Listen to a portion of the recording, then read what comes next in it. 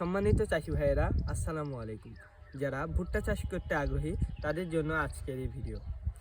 যারা ডিসেম্বরের শেষার্ধ থেকে জানুয়ারির প্রথমার্ধে যারা ভুট্টা রোপণ করতে চাচ্ছেন তাদের জন্য ব্র্যাকসিডের এই কিংকর্ন ভুট্টাটি আপনারা চাইলে চাষ করতে পারেন।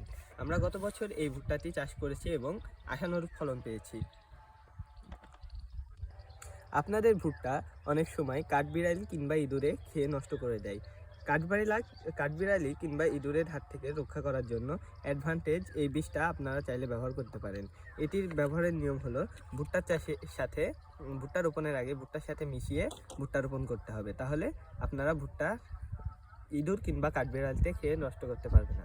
এই ভুট্টাটি লাগানোর নিয়ম হলো 60 থেকে 60 দূরত্ব 26 ইঞ্চি এবং বীজ থেকে বীজের দূরত্ব 6 ইঞ্চি। বর্ণিত নিয়ম এবং সঠিক পরিচর্যার মাধ্যমে আপনারা আশানুরূপ ফলন পাবেন ইনশাআল্লাহ। আপনাদের যদি বীজের দাম সম্পর্কে এবং কোথায় পাবেন এটা সম্পর্কে ধারণা লাগে তাহলে আমাদের সাথে কমেন্টের মাধ্যমে যোগাযোগ করুন। আমরা চেষ্টা করব আপনাদের উত্তরটি দেওয়ার জন্য। আসসালামু আলাইকুম।